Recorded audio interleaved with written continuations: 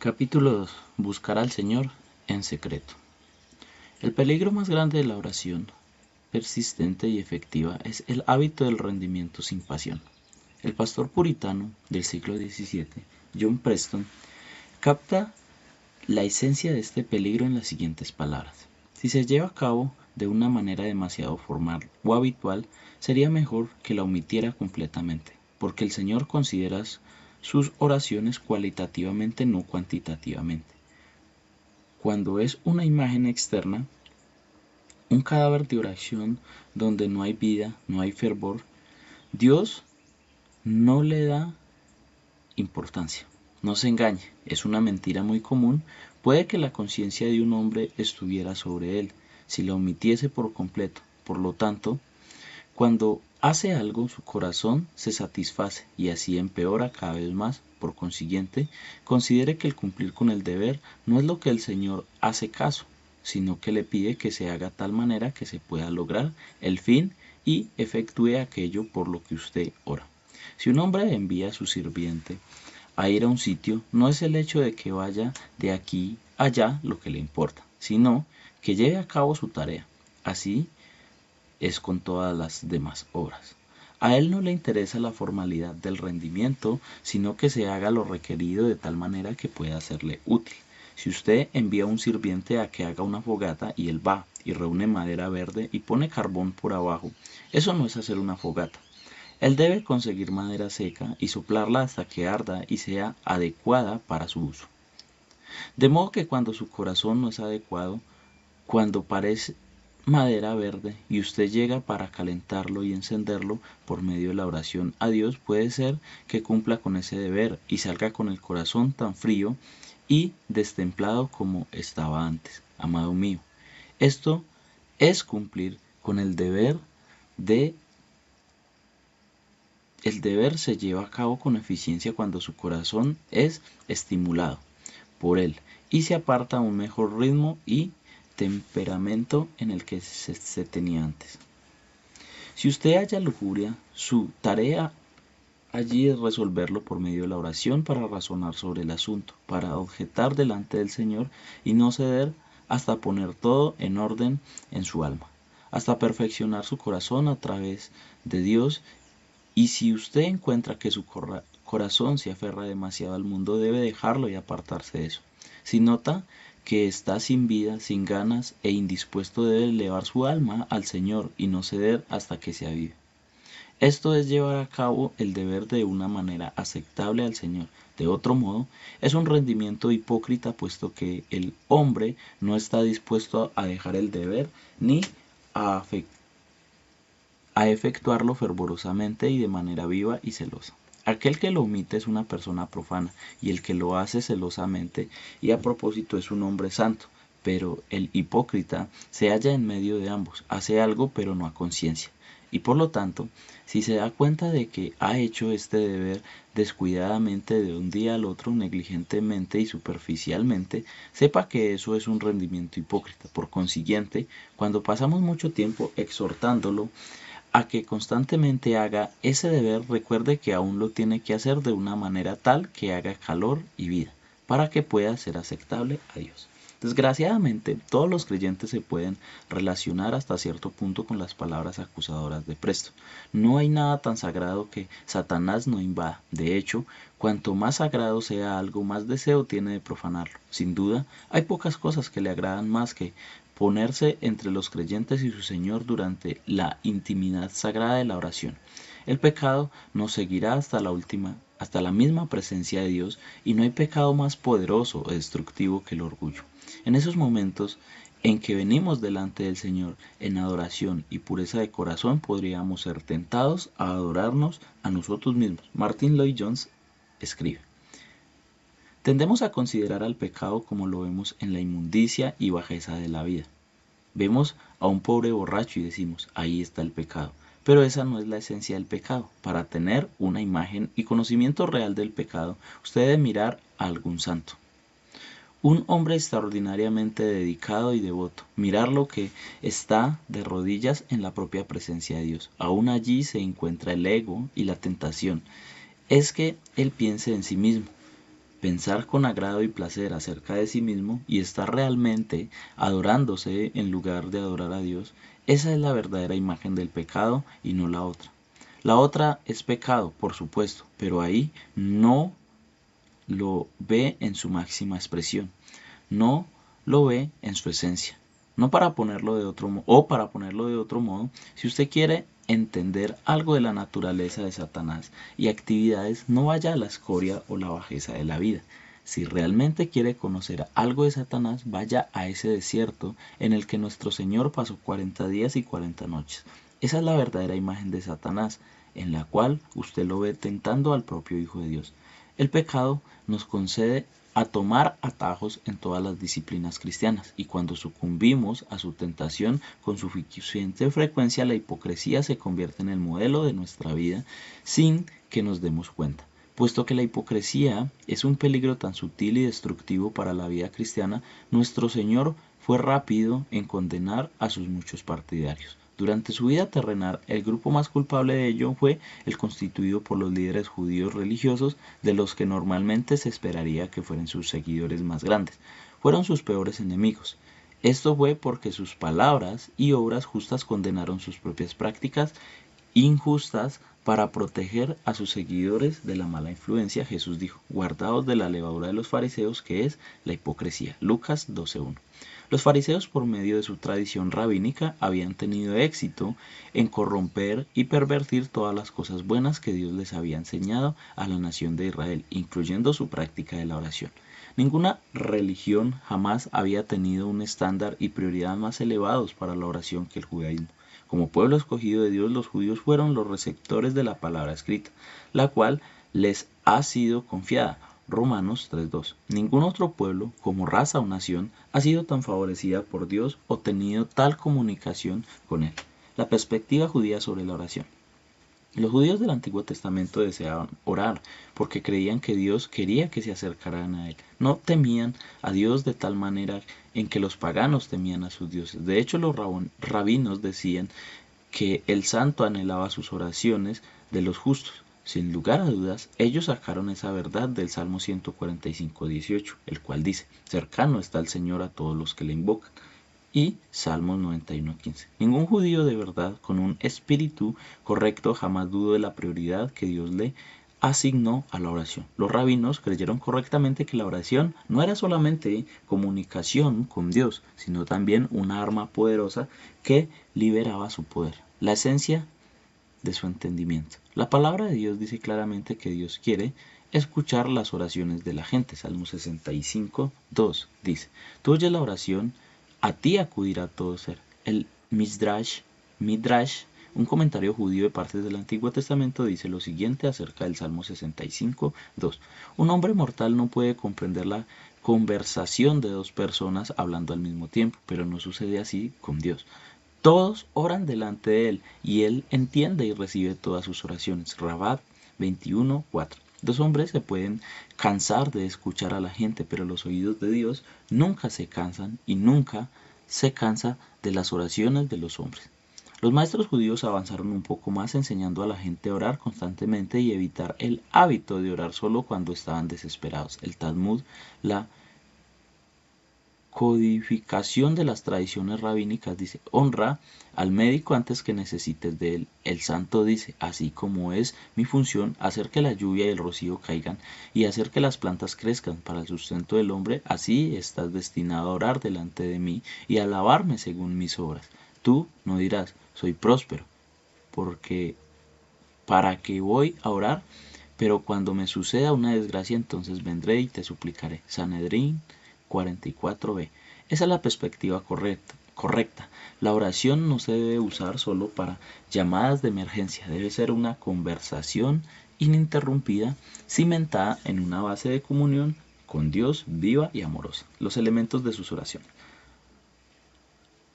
Los judíos creían que sus oraciones debían incorporar los siguientes elementos: alabanza amorosa. El salmista dijo: bendeciré al Señor en todo tiempo, su alabanza estará siempre en mi boca. Salmo 34:1. El Salmo 51:15 15 dice: Señor, abre mis labios y proclamará mi boca tu alabanza, gratitud y acción de gracia.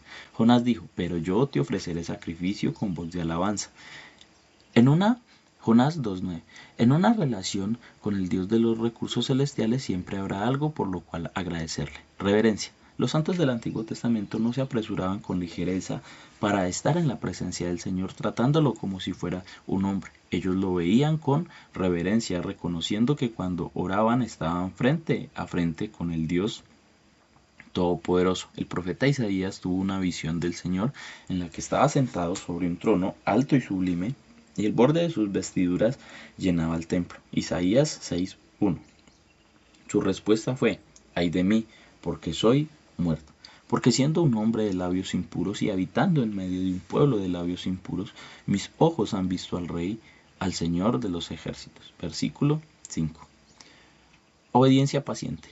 Los judíos del Antiguo Testamento creían que era un error orar si sus corazones no estaban bien. El Salmo 119 lo afirma a lo largo de los 176 versículos.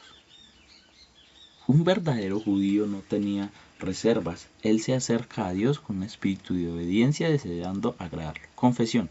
Los judíos devotos del Antiguo Testamento sabían que eran impuros y que cuando venían delante de Dios en oración tenían que purificarse del pecado. Esa fue la perspectiva de David cuando dijo: ¿quién subirá al monte del Señor? ¿Quién permanecerá en su lugar santo? El limpio de manos y puro de corazón. Salmo 24, 3 y 4. Solo aquellos que han confrontado su pecado tienen derecho a entrar en la presencia de Dios. Desinterés. Los judíos tenían un sentido de solidaridad que no comprendemos. Eran patriotas, una teocracia gobernada por Dios. El hecho de que Israel aún exista como nación muestra con cuánta vitalidad se aferraron a la preservación de esa idea nacional. En consecuencia, sus oraciones abarcaban el bienestar de la comunidad y no estaban reducidas a las necesidades del individuo. Por ejemplo, los rabinos le pedían a Dios que no escuchara las oraciones de un viajero. Eso era porque podían orar para tener un viaje placentero con buen clima, cuando el pueblo en esa localidad en realidad necesitaba lluvia para sus cultivos. Muchos de nosotros venimos a Dios con dos pronombres favoritos en nuestras oraciones: yo y mí. Le decimos al Señor acerca de nuestras necesidades y problemas sin pensar en los demás dentro del cuerpo de Cristo. Pero necesitamos estar dispuestos a sacrificar lo que parece ser lo mejor para nosotros, porque Dios tiene un plan más grande para todos en conjunto. Humildad. Un verdadero judío iba delante del Señor en oración para someterse a la voluntad de Dios. La ilustración más grande de ello vino del corazón de un judío más verdadero que jamás haya vivido: Jesús. En su oración en el huerto de Getsemaní le dijo al Padre: no se haga mi voluntad sino la tuya. Lucas 22:42. Cuando oramos, en vez de pedirle a Dios que haga nuestra voluntad, debemos conformarnos a la suya. Debemos pedirle que obre su voluntad por medio de nosotros y que nos dé la gracia para disfrutarlo. Perseverancia. Los judíos que creían de verdad en el Antiguo Testamento enseñaron que la oración debía ser persistente. Después que los hijos de Israel habían adorado el becerro de oro, Moisés oró 40 días seguidos para que Dios lo perdonara. Deuteronomio 9, 25 y 26. Él perseveró en la oración. La perspectiva rabínica de la oración. A pesar de tan gran herencia de oración, varios defectos se inmiscuyeron en la costumbre de orar de Israel. Adaptado de William Barclay. La oración se convirtió en un rito. Se establecieron las palabras y formas de oración y luego simplemente leyeron o repitieron de memoria las oraciones. Se convirtieron fácilmente en una rutina, un ejercicio religioso semiconsciente.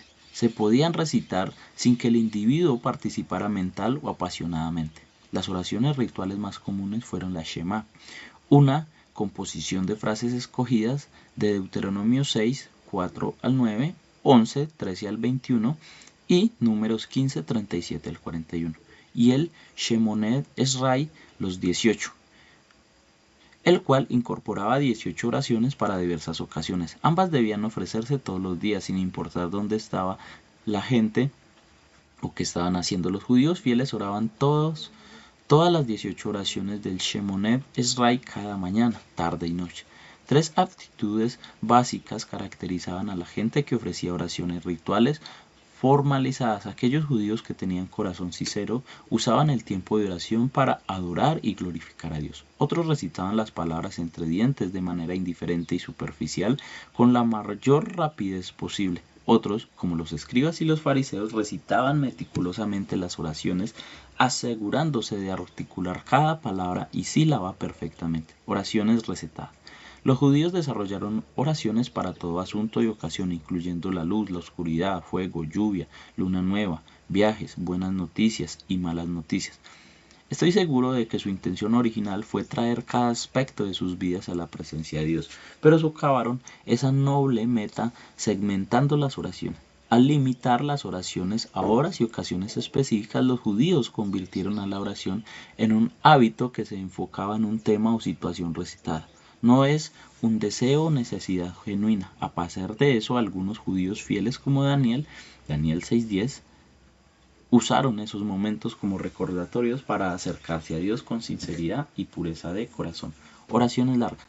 Los líderes religiosos apreciaban las oraciones largas creyendo que la santidad y efectividad de una oración estaba directamente relacionada con su duración. Jesús advirtió en contra de los escribas que como pretexto hacen largas oraciones. Marcos 12:40. Aunque una oración larga no es necesariamente poco sincera si se presta a tendencias peligrosas como la pretensión, repetición y recitación de memoria. Nosotros estamos sujetos a las mismas tentaciones hoy en día. Confundimos con demasiada frecuencia el uso de palabras rebuscadas con la importancia y la duración con la sinceridad. Repeticiones vacías. Una de las peores faltas de los judíos fue adoptar la práctica de la repetición carente de sentido tomando las religiones paganas. Como los profetas de Baal, cuando compitieron en contra de Elías, invocaron el nombre de Baal desde la mañana hasta el mediodía, incluso delirando hasta la hora de ofrecer la ofrenda vegetal. Primero de Reyes 18, 26 y 29. Hora tras hora repetían la misma frase intentando hacer que su Dios escuchara y respondiera por la cantidad de palabras y la intensidad con las que las pronunciaban. Para ser vistos y oídos por los hombres. Aunque las otras faltas no son necesariamente erróneas en sí, ya que simplemente fueron llevadas a los extremos y usadas de una manera que no tenían sentido, el deseo de usar la oración como una oportunidad para presentar la espiritualidad personal ante los hombres es intrínsecamente equivocado porque tienen como origen e intención satisfacer el orgullo. Como lo destacamos anteriormente en este capítulo, la pecaminosa gloria personal como motivo de la perversión máxima de la oración le roba a la oración su propósito principal, glorificar a Dios. Juan 14:13. Cristo lo condena. En Mateo 6, 5 al 8, en medio de la discusión acerca de el contraste entre la justicia verdadera y la falsa, Jesús condena la práctica de orar de los fariseos en dos áreas específicas, la oración egoísta y la oración que no tiene sentido. Cada área manifiesta una o más de las fallas que habían corrompido mucho la verdadera oración en la vida de la nación. Oración egoísta. Puesto que la raíz era el orgullo, nuestro Señor primero trató con aquellos que oraban para exhibir su supuesta espiritualidad ante los demás hombres. Cuando oréis, no seáis como los hipócritas que aman el orar en pie en las sinagogas y en las esquinas de las calles para ser vistos por los hombres. De cierto os digo que ya tienen su recompensa. Mateo 6:5. La oración que se enfoca en uno mismo siempre es hipócrita, porque la oración verdadera se enfoca en Dios. El término hipócrita se refería originalmente actores griegos que usaban máscaras que representaban de manera exagerada los papeles que estaban dramatizando. De manera que los hipócritas eran actores, personas que jugaban un papel. Lo único que uno sabe con certeza acerca de ellos es la falsa imagen que disfrazaba sus creencias y sentimientos verdaderos. Un público falso, los hombres. Los escribas y los fariseos hipócritas oraban por la misma razón que hacían todo lo demás, llamar la atención y buscar que se les dé honra. Esa fue la esencia de su justicia, la cual Jesús dijo que no entrarían en su reino. Mateo 5:20. A simple vista, la condenación de Jesús a la práctica de la oración parece ser injustificada. Desde luego que no había nada de malo en estar de pie y orar en la sinagoga. Estar de pie era la posición más común para orar en la época del Nuevo Testamento y las sinagogas eran los lugares más apropiados y lógicos para ofrecer oraciones públicas. Mientras que la oración fuese sincera, era apropiada. Aún la práctica de orar en las esquinas no era errónea en sí. Ese en realidad era el lugar normal para orar. A la hora designada para orar, los judíos devotos se detenían donde quiera que estuviesen, aun si se encontraban caminando por la calle. La verdadera maldad de estos adoradores hipócritas, sin embargo, no fue un sitio donde llevaban a cabo sus oraciones, sino su deseo de exhibirse para ser vistos por los hombres. La palabra griega, que quiere decir calle, se refiere a una que es amplia y en una esquina. Los escribas y fariseos tuvieron como propósito orar cuando la muchedumbre tenía más posibilidades de reunirse, cualquiera que fuese el lugar que le pudiera brindar exponerse a un público más numeroso. Allí se encontraban estos hipócritas. En su deseo de exaltarse a sí mismos, ante sus compañeros judíos, los escribas y fariseos resultaron culpables del orgullo. Eran como el fariseo de la parábola de Jesús, que de pie oraba consigo mismo. Lucas 18:11. Dios no participaba en su actividad piadosa, en consecuencia ellos ya tenían su recompensa, puesto que solo estaban preocupados por la recompensa que los hombres pudieran darles. Eso fue todo lo que ellos recibieron. Es imperativo que tomemos muy en serio la advertencia de Jesús en Mateo 6:5. Desarrollar intimidad con cualquier persona requiere franqueza y sinceridad, y eso desde luego se aplica a nuestra relación con Dios. Si alguna vez quiere experimentar poder y pasión en su comunicación con el Señor, usted debe empezar asegurándose de que sus intenciones sean como las de que no sean de asegurarse de que sus intenciones sean como las del publicano en Lucas 18:13 al 14, quien se acercó a Dios con una actitud humilde y penitente. El verdadero público, Dios. En contraste con la práctica hipócrita del día, Jesús mandó a sus seguidores: cuando ores, entra en tu habitación, cierra la puerta y ora a tu Padre que está en secreto, y tu Padre que te ve en secreto te recompensará. Mateo 6:6. Fíjese que el Señor no recomienda el momento ni la ocasión para orar. Todo lo que dice es cuando ores, dándonos así flexibilidad para orar en todo tiempo, para hacer el mayor contraste posible entre el modelo de Dios para orar y el que practicaban los escribas y fariseos. Jesús dice que cuando ores, entra en tu habitación. Eso se puede referir a cualquier habitación pequeña o la recámara, incluso un depósito para guardar cosas. Esas habitaciones a menudo eran secretas y se usaban para guardar y proteger artículos valiosos.